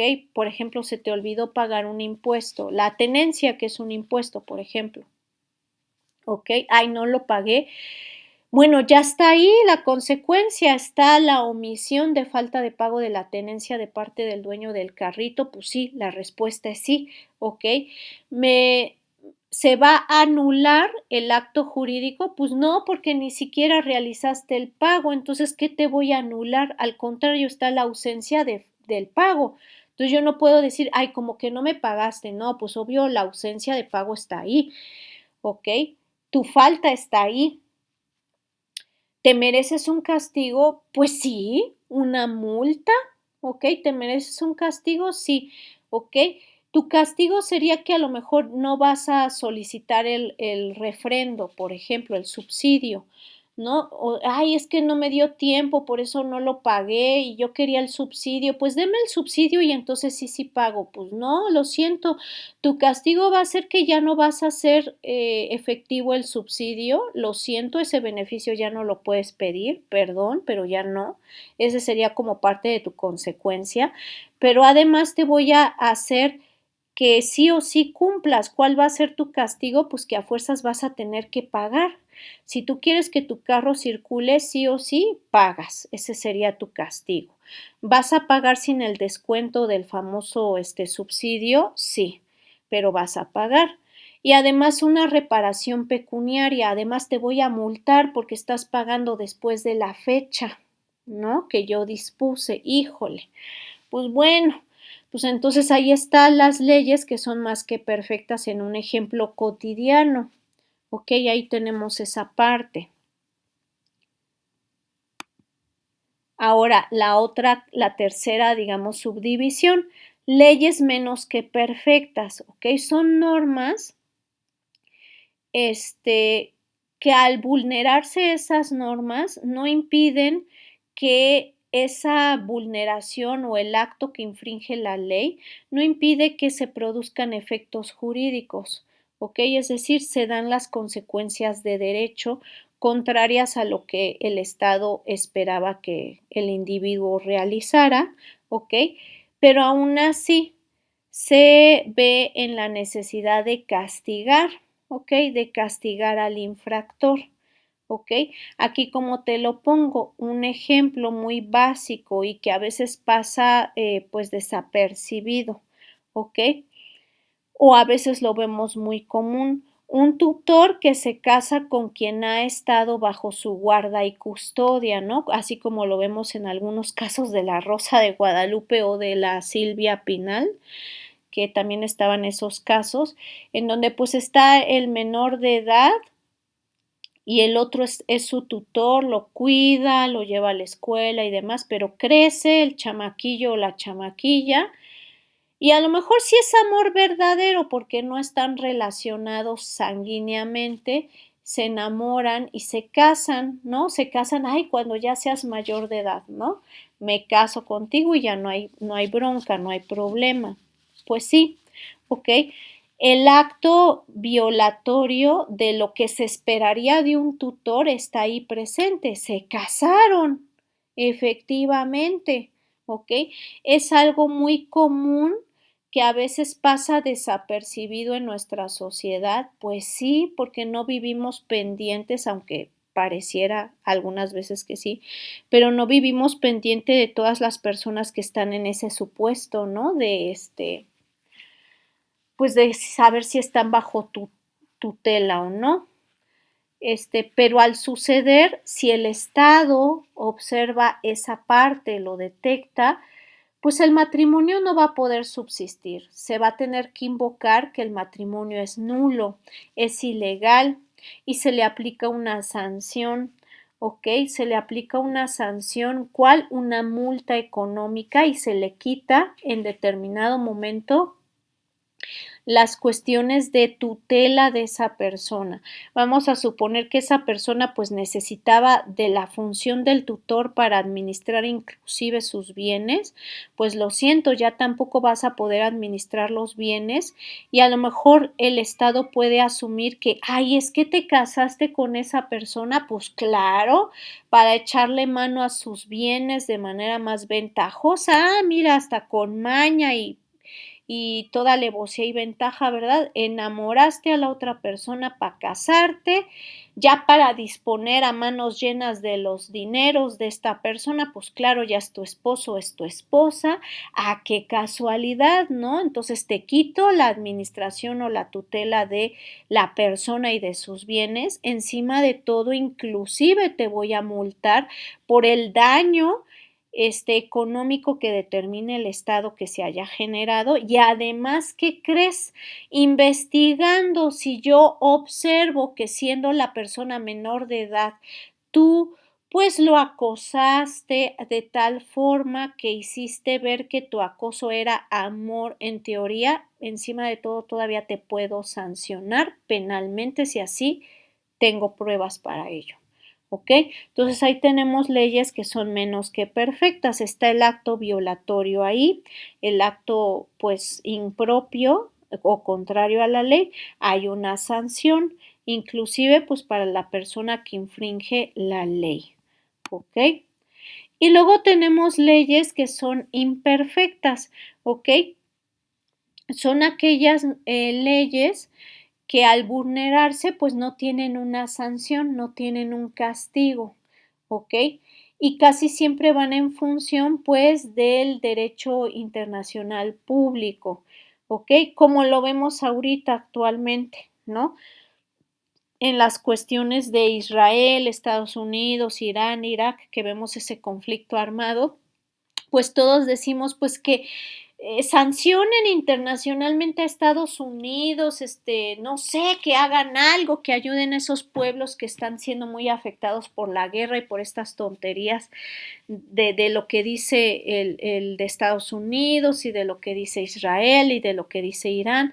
Pues sí, todos quisiéramos ponerle fin a ese conflicto porque más o menos nos afecta, nos estresa, económicamente pues nos afecta, lo estamos viendo en los precios de ciertos productos, Lo vemos en otros países que el conflicto, pues realmente a ellos les afecta más con los energéticos, que con la gasolina, con el gas, con la luz inclusive, ¿no? Con la comida también que no puede llegar, porque en ese estrecho, pues no nada más transita petróleo, también pasan algunos barcos con víveres para Europa, por ejemplo.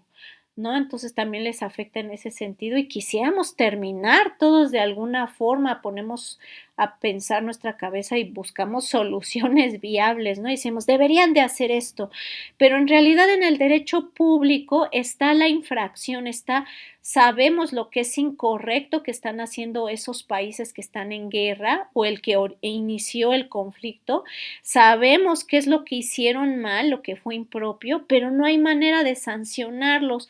Por lo que decíamos la clase anterior, el Estado tiene soberanía, no hay un poder por encima del Estado. Entonces, en función de esa soberanía, pues obviamente Estados Unidos dice, si me quieres, pues sancionar, si yo niño muy malo, yo muy mal, pero me interesa hacerlo, o sea, me interesa hacerlo, tan es así que ya lo hice, sigo guerreando, bombardeando, le pico las costillas a Israel y hago que Israel pues bombardee a los otros y el otro bombardee a Israel. Entonces yo hago mis movimientos. ¿Me quieres sancionar? No puedes por soberanía. Yo nada más te digo que por soberanía no hay ningún poder por encima de mi poder, entonces no me puedes sancionar. Si ya sé que está mal, pues ups, perdón, ha de decir Trump, oh, so sorry, sir, pero no hay nada que me puedas poner para sancionarme. Obviamente hay sanciones económicas, sí, que ya no vamos a comprarle a Estados Unidos, que ya no le vamos a vender a Estados Unidos nada, que vamos a parar las inversiones de Estados Unidos, ¿no? O sea, nuestro gobierno le va a decir a los inversionistas gringos, pues, ¿sabes qué? Como no estamos de acuerdo con lo que hace tu presidente, pues de una vez ve viendo la forma, pues de sacar tus inversiones, porque aquí no queremos inversionistas que tengan que ver con esos conflictos, ¿no? Pues aún así, aunque a lo mejor eso fuera digamos, parte de las consecuencias por esas infracciones o esos actos impropios internacionalmente hablando, aún así, pues Estados Unidos dice, pues háganlo, no me vendan, no me compren, no inviertan con nosotros, pero pues como a fuerzas todos necesitan de Estados Unidos, pues no lo hagan. No lo hagan, ya veremos si yo puedo más o ustedes pueden más. No hay algo que realmente me frene y lo que ustedes quieran sancionarme económicamente, pues háganlo con la mano en la cintura, lo hacen hoy y mañana yo igualmente con la mano en la cintura les digo que no querían invertir y ahorita vienen por mis inversiones, pues a ver si vuelvo a invertir en su país. Que no me querían vender cosas y ahora sí me quieren vender. Pues con la mano en la cintura yo a Estados Unidos digo, pues a ver si te compro lo que me dejaste de vender, ¿no? Entonces, por eso tenemos también esas leyes imperfectas en ese ámbito, ¿vale? Si hasta aquí tienen alguna duda, alguna pregunta, pues adelante, váyanmelo mencionando para que lo vayamos viendo dentro del chat de nuestra plataforma.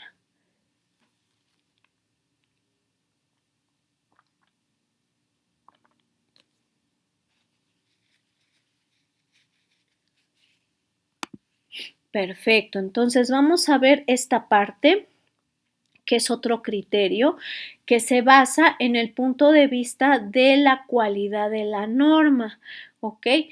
De acuerdo, digamos, a qué va a estar regulando, ¿ok? ¿Qué va a estar regulando la norma, ¿ok? Y con base en eso que regula, podemos tener leyes positivas, es decir, con principios positivos, o como lo vamos a ver en la otra diapositiva, leyes con cuestiones prohibitivas, ¿ok? ¿Cómo va a estar permitiendo o prohibiendo la ley, ¿ok?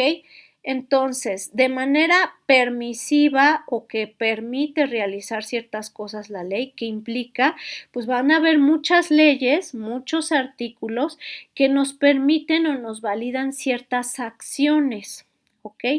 O hasta cierto punto ciertas prohibiciones, ¿no? Ciertas omisiones de actos, como lo vemos con las cuestiones, este, con las cuestiones fiscales. Nos, nos exigen ciertas cosas en materia fiscal, sí, pero también es omisiva, es decir, nos dice evita olvidar cumplir estas obligaciones, ¿ok? Entonces eso va de la mano de lo positivo, aunque no lo creamos. ¿Por qué? Pues obvio, al evitar esos olvidos, pues te ahorras infracciones y de esas infracciones, pues te ahorras multas, ¿no? Entonces, tenemos muchas leyes que validan ciertas conductas, ciertas acciones como propias, como normales, como sería el casarte es una acción positiva, sí, la regula el Código Civil y la permite el Código Civil bajo ciertos requisitos, ¿no? Igualmente la omisión, ¿no? Igualmente el Código Civil te dice que omitas pues malos tratos hacia tus hijos.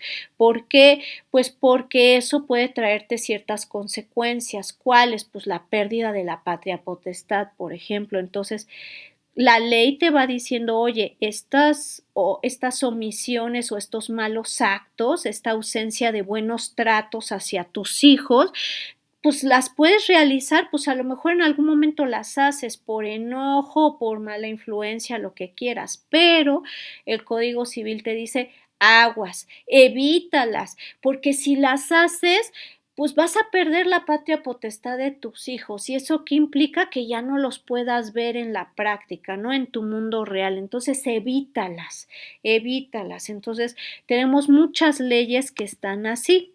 Y también tenemos algunas, o bueno, una ley muy prohibitiva, ¿no? Que nos determina qué comportamientos sí o sí son prohibidos, contrarios a la ley, y que en función de esa acción u omisión que se esté prohibiendo, pues puede haber una sanción, como sería el Código Penal. Nuestro Código Penal nos determina qué comportamientos son contrarios a la ley, por algo son delitos, qué omisiones o qué olvidos pueden configurar delitos o pueden configurar participación o complicidad en los delitos y que por lo tanto pues seríamos sujetos a una sanción, ¿ok? Entonces tenemos sí algunas leyes que van en ese sentido también, ¿ok? Y luego vamos a tener el otro criterio que es por como lo vemos aquí, por cómo se relacionan, ¿ok? Cómo se relacionan complementariamente, pues las normas. Podemos tener, como vemos aquí, normas primarias y normas secundarias. Ahorita las vamos a ir analizando precisamente, ¿ok? Las normas primarias, ¿cómo se relacionan? ¿Ok? Estas normas son aquellas que existen por sí mismas, ¿ok? Que no necesitan de otras normas para poder existir, ¿ok? ¿Como qué ejemplo? Pues la Constitución. La Constitución no necesita de otra ley para existir, simplemente existió y hasta inclusive es tan primaria, tan básica, ¿verdad? Que específicamente existe por sí misma, ¿ok? Tenemos esa parte, ¿vale? Pero también tenemos igualmente leyes que hasta cierto punto, digamos federalmente hablando, pues tampoco necesitan de otra ley federal para existir. Un ejemplo del Código Civil Federal existe por sí mismo y regula a nivel de toda la República varios temas de materia civil, el casamiento, el matrimonio de la gente, perdón, el divorcio, la patria potestad, la compraventa, etcétera. No necesita de otro código para validar que regula esos temas, simplemente el Código Federal existe y punto. ¿Ok? No necesita de otro más para su aplicación eficiente. ¿Ok? Y luego tenemos las leyes secundarias. A veces también se les denomina como consuetudinarias, pero también van en función de qué. de que necesitan de otra ley para existir. Esas leyes secundarias podríamos decir que son los reglamentos. El reglamento a fuerzas necesita de la existencia de una ley para poder ser reglamento, ¿no? Para regular algo de esa ley. Por algo soy el reglamento del Código Fiscal de la Federación. Necesito que haya un Código Fiscal de la Federación porque en ese código pues está dispuesto algo que yo como reglamento pues regulo en específico, ¿no? Entonces, si no está esa parte en el Código Fiscal, pues no tendría caso que yo fuera reglamento, por ejemplo. Sin embargo, pues también se ve que estas leyes, aunque son secundarias, tienen un nivel de obligatoriedad en cuanto a que se puedan aplicar, ¿ok? Y estas leyes secundarias pueden ser de iniciación de vigencia, en donde se dice específicamente cuándo entra en vigencia la norma, como los reglamentos, que te dicen a partir de esta fecha el reglamento de esa ley es válido, por ejemplo, o de duración de vigencia en específico, ¿ok? Que te dicen pues que esa ley va a estar vigente en determinado momento, ¿ok? O puede tener una extinción de la vigencia, que son normas que se encargan pues de abolir o de cancelar totalmente o de derogar en determinado momento ciertos apartados de la ley, ¿ok? Tú has visto publicaciones del Diario Oficial de la Federación. Esas publicaciones nos dicen cuando se deroga una norma o un artículo más bien dentro de una ley en concreto. Esa publicación tiene carácter de ley secundaria, ¿ok? ¿Por qué? Porque constitucionalmente, a través de ese acuerdo, que es una ley secundaria, ese acuerdo nos va a estar mencionando cuándo deja de tener vigencia ciertos artículos. ¿Por qué? Porque se van a derogar, es decir, se van a cancelar y ya no van a estar vigentes. Pero esa cancelación no tendría sentido sin la publicación del Diario Oficial de la Federación. Por eso se dice que ese acuerdo del Diario Oficial de la Federación, que se manda a través de decreto de publicación en el DOF, pues efectivamente es una norma secundaria que va en función de la modificación que se le va a hacer a esa ley y que esa modificación no tendría sentido sin esa publicación, ¿ok? Entonces, ahí tenemos esos ejemplos. Igual pueden haber normas que son declarativas, es decir, o explicativas, en donde nos van a decir, pues, ciertas cuestiones de cómo debemos de interpretar jurídicamente hablando de manera correcta, pues, ciertos aspectos de la ley, ¿ok? Dentro de ellas, pues podríamos decir que está nuestra jurisprudencia, que son normas secundarias de carácter declarativo o explicativo. ¿Por qué? Porque la jurisprudencia se desprende secundariamente de la existencia de una ley y esa jurisprudencia no tendría sentido si no existiera la ley o el artículo que está buscando explicar o interpretar de manera sencilla, ¿ok? Entonces ahí podemos poner ese ejemplo. Y también tenemos normas permisivas que, como decíamos hace rato, nos establecen pues cosas, aspectos, ¿verdad? Que van a ser válidos, que van a ser adecuados, permitidos por la ley, ¿ok?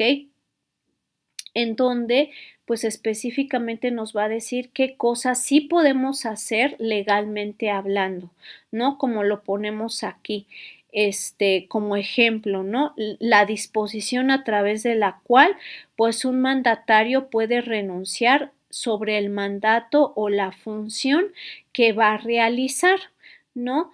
Y esa parte inclusive la podemos desprender de la carta poder o del mandato que le estamos dando. A lo mejor dices, es que eso es una causa, a lo mejor por cuestión personal, que no está dispuesta en la ley. Pues no, textualmente no está en la ley, pero en el contrato, que es voluntad de las partes, sí está establecido a lo mejor que por cuestiones personales, a lo mejor falta de tiempo, por cuestiones de salud, ¿verdad? Pues puede renunciar al mandato o a la gestión que está realizando, sí. ¿Y es válido? Sí. Entonces, esa cláusula es una norma secundaria válida establecida en el contrato y que pueden hacer eficiente el mandatario en este caso, en caso de que se presente esa excusa, ¿para qué? Para dejar su cargo y dejar de hacer su función. ¿Por qué? Porque por salud, pues efectivamente no hace la función como debe de ser y mejor pues pongan a alguien que no tenga que estar yendo al doctor, y que por ir al doctor, ir a análisis, ir a esto, pues no puedo hacerte la función de estar yendo a ciertos trámites. O sea, cuando yo quiero hacer el trámite o sé que tú necesitas el trámite, se cruza con algo médico. O a lo mejor no tengo cita médica, pero por el padecimiento que estoy teniendo, de veras que no tengo ni cabeza ni fuerza para hacerlo, ¿no? Entonces, pues es válido que yo renuncie, sí, pues ahí mismo se está poniendo en el contrato de mandato y lo podemos hacer efectivo, ¿ok? Entonces tenemos esa otra, ¿verdad? Clasificación. Si tienen alguna duda, alguna pregunta, pues adelante, váyanme diciendo para que lo vayamos viendo, ¿ok? Y vámonos al otro criterio, porque como les decía, son bastantitos. Y dirán, ay, son tantos, maestra. Sí, ok, sí son bastantes, sí son bastantes criterios. Ok, ahorita vamos a ir viendo este otro. Ya casi vamos a terminar. Digamos que estamos en ese último criterio, no crean que son más, ¿ok? Son nada más estos que estás viendo ahí en la pantalla. Son 11 criterios, ¿ok? El último es el de en función de la voluntad de las partes. Podemos tener normas que sean taxativas o dispositivas. Y ahorita vamos a avanzar precisamente a las taxativas. Estas que nos dicen son normas que van a obligar a las personas, pueden ser personas físicas o morales, independientemente de su voluntad, van a obligarlas a algo, ¿ok? Como vemos aquí, la prohibición de transigir sobre los alimentos, es decir, quieras o no quieras, si tú ya eres papá, ¿verdad? Pues sí o sí tú tienes que proporcionar alimentos, no le puedes decir a tu hijo, oye, como que te voy dando los alimentos, pues hasta que estés grandecito, ¿no? Le vas a decir al bebé, pues ahorita como estás así como que no, o sea, como que ni hablas bien ni nada de eso, ¿verdad? Este, pues yo creo que hasta que entiendas, pues ya te pago los alimentos, o sea, como hasta que ya estés como que en sexto de primaria y sí ya entiendas que sí te tengo que dar, pues el pago de la escuela y esas cosas, pues como que ahorita no, ¿verdad? Entonces vamos a hacerle así, ¿qué te parece, hijito? ¿No? Y el bebecito ahí nada más viéndote y moviendo sus manitas y ni te entiende qué tanto estás diciendo, ¿no? En su cabeza el bebé nada más oye bla, bla, bla, bla, bla, bla, ¿no? Y tú muy feliz ya haciendo el acuerdo, ¿no? Ah, sí, hasta que tengas sexto de primaria, va, hecho, hasta ese momento pues yo te doy alimentos, ¿verdad? Mientras tanto, mucho amor, mucho juego y demás, pero ya hasta después te pago la escuela, ¿va? Entonces, pues obvio no. Ahí está invariablemente la obligación fija. ¿Ya tienes hijos? Sí, desde el primer día, desde el día uno, tú le tienes que dar alimentos y eso no es negociable. Sí o sí lo tienes que hacer. ¿Ok? Otro ejemplo, lo que decíamos de los impuestos. Ya cuando eres mayor de edad tienes esa obligación potencial, la respuesta es sí. Si ya estás trabajando oficialmente y te registraste en el RFC, ¿tienes que pagar impuestos? La respuesta es sí, sí tengo que hacerlo. ¿ok? Entonces sí o sí tengo que hacerlo, no es negociable, es una obligación que ya está ahí dispuesta. Y luego tenemos las normas que son dispositivas. Esas normas se aplican por voluntad de las partes, ¿ok? Se aplican por voluntad de las partes, es decir, ellas mismas aceptan que en determinado momento sea válido lo que ellas acordaron, como decíamos hace rato de lo del mandato. Esa cláusula también sería una norma dispositiva, es decir, que nos permite por voluntad de las partes, además de cancelar el mandato por lo que diga la ley, cancelarlo por cuestiones de salud, por ejemplo. ¿Ok? ¿Por qué? Porque así lo acordaron en el contrato de mandato las partes. Otro ejemplo, la forma en la que vamos a hacer el pago de la renta. Ya ven que el Código Civil nos dice que específicamente ese pago pues tiene que ser en un lugar convenido, y en la forma en la que se haya convenido. Pero si, por ejemplo, el dueño de la casa dice, ay, mira, a mí eso de, mira, ser sociable, o sea, yo apenas si te conozco y la verdad es que no quiero ni ser una molestia. Yo lo que quiero es que tú rentes aquí y que obvio mes a mes tú me pagues la renta, ¿no? Y que utilices la casa, pues para eso, para habitarla bajo las condiciones que ya acordamos. Ah, sí, está bien, señor. Bueno, y tampoco quiero ser una molestia, o sea, estar aquí todos los meses aquí presente, no. Cuando tenga que venir a revisar la casa o tú necesites que yo venga a revisar algo de la casa, con todo gusto me llamas y vengo. Eso ya está acordado en el contrato. Sí, claro que sí. Y si yo vengo, yo te aviso con anticipación, oye, voy a ir, pues para que me esperes y yo ese día pues vea cómo está la casa, si necesita alguna compostura, etcétera. Ay, pero eso de venir y cobrarte la renta cada mes o cada 15 días, ay, no, es que a mí no se me da eso de estar viniendo, ¿verdad? Pues si ya voy a estar también en otros asuntos, pues mejor me haces la transferencia, ¿qué te parece? ¿Te parece bien que me pagues así en transferencia? No, que sí, señor, me parece bien. Ah, perfecto. Entonces ya por disposición, por voluntad de las partes, ya quedamos. Yo vengo a ver la casa, pero te aviso con anticipación. Si tú necesitas que yo vea algo de la casa para reparar o modificar, me llamas y yo vengo. Perfecto. Y no te voy a cobrar mes a mes personalmente, pero sí mes a mes tú me vas a hacer la transferencia de la renta que es de 5,000 pesos, por ejemplo. Ah, no, pues que sí, señor, estamos de acuerdo. Ya por disposición, por voluntad, en el contrato ya quedó así. Entonces, ese sería un ejemplo también de norma dispositiva, ¿ok? Y por último, tendríamos que esas normas dispositivas a su vez pueden ser interpretativas o supletivas, ¿ok? Interpretativas, ¿por qué? Porque se sobreentiende que fue voluntad de las partes negociar de esa forma lo que haya quedado en el contrato. Sobre todo los contratos tienen estas normas dispositivas, ¿ok?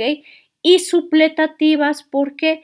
Porque son aquellas que en ausencia de lo que diga la ley, por ejemplo, pues los contratantes pueden incluir algo que no sea contrario a la ley, pero que permita solucionar un problema que podría presentarse al perfeccionar el contrato, como lo que decíamos del mandato. El mandato pues tiene la ley dispuesto por qué situación se puede cancelar el mandato. Pues porque no haces bien las cosas de acuerdo a las instrucciones del mandante, a lo mejor porque pues estás haciendo uso de recursos propios y el mandante no te regresa ese dinero, a lo mejor porque te está pidiendo cosas ilegales y tú no estás de acuerdo, ¿verdad? O por revocación, pues porque el mandante ve que pues no estás haciendo bien las funciones que te encomendó y te puede quitar el cargo y hasta ahí. pero por cuestiones de salud o de causa de fuerza mayor, pues no dice nada el Código Civil. Pero supletivamente, aunque no diga eso el Código Civil, pues puede darse el caso, ¿no? Pues, ¿por qué? Porque mi mandatario es un señor viejito. Entonces, pues igual y pues si yo veo que pues pudiera enfermarse y a lo mejor por eso ya no me echa la mano con las funciones que yo le pido, pues por cuestión de salud quitarle esa carga y que se enfoque en sus cuestiones personales y yo buscar a alguien más que me pueda apoyar en eso que realizaba el mandatario. Entonces, pues no está regulada esa parte en la ley, tampoco es contraria a la ley y la podemos poner. Complementa, digamos, las lagunas de la ley, sí, y es por voluntad de las partes regular de esa forma lo que no dice la ley en este caso, sí, pues adelante, lo ponemos, ¿ok? Entonces, así tendríamos esa parte supletiva, ¿vale? Entonces, hasta aquí nosotros llegaríamos con nuestra presentación de este último tema y como les decía, son las 11 clasificaciones precisamente de las normas que nos establece García Maínez, vistas de una forma, como les decía, bastante sencilla para que ustedes las puedan comprender, con bastantes ejemplos que ahorita ya vimos dentro de nuestra sesión, para que les quede más claro y más comprendido este apartado, ¿ok? Y pues bueno, como les decía, en esta semana no vamos a tener actividad, pero, acuérdense, déjenme abrir la plataforma para que veamos esa parte. Nada más déjenme como ingresar a nuestra sesión, precisamente a la parte de introducción al estudio del derecho. Ok. Nada más déjenme cambiar la vista a como ustedes lo ven, como estudiantes. Y ahora sí, vamos a poner nuestra pestaña de la materia. Ustedes cuando entren a la materia, ¿verdad? Pues precisamente van a ver así nuestra aula, ¿ok? Entonces, pues acuérdense que estamos en la semana 13. En esta semana 13 no van a tener actividad, ¿ok? No van a tener tarea. ¿Ok? No va a ser necesario que ingresen ninguna tarea. Yo voy a hacer el ajuste para que ustedes puedan ingresar, digamos, para que no tengan necesidad más bien de ingresar alguna tarea, porque esta semana se las quiero dar de colchoncito, precisamente para que ustedes estudien los temas de lo que va a venir en nuestra semana 14, que acuérdate, en esa semana 14, pues es nuestro precisamente nuestra evaluación, nuestro último examen, nuestro examen final. Acuérdate que tuvimos un examen, perdón, en la semana número 5, ¿ok? Que acuérdate que tuvimos precisamente ese primer parcial. En el segundo parcial, ¿ok? Tuvimos en la semana número 10 y en esta semana número 14 pues sería incluir todos los temas, ¿ok? Ahorita yo aquí te voy a poner precisamente cuáles van a ser esos temas que vas a tener que estudiar sí o sí,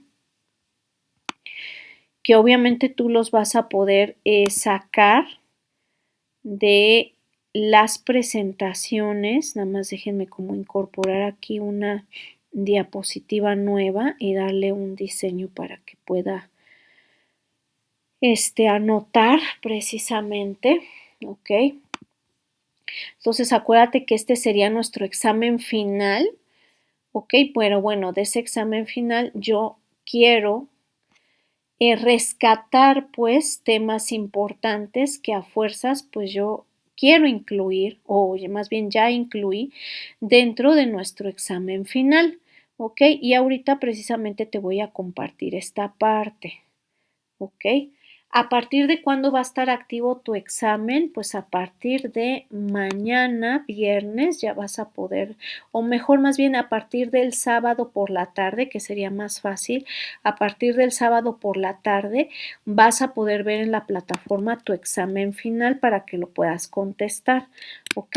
Entonces, tu examen final de la materia de Introducción al Estudio del Derecho va a estar activo el sábado, ay Dios, el sábado 18 de abril de 2026, ok, cierra el 21 de abril de 2026, ok, cierra a las 11:53 horas, ok, y específicamente qué temas va a abordar. Precisamente los ámbitos de validez de las normas, ya sabes, el espacial, personal, el de validez que ya vimos en otras sesiones, ¿ok? La clasificación de las normas, ¿ok? Que religiosa, moral, jurídica, social, ¿ok?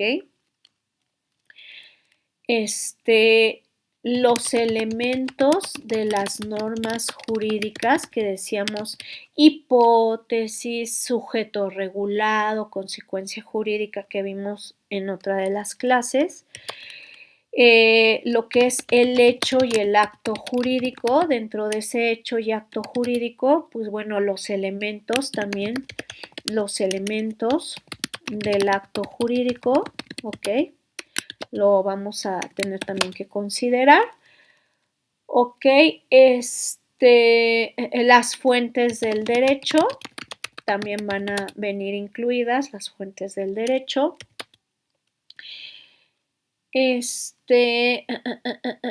La clasificación de las normas que vimos ahorita, ok.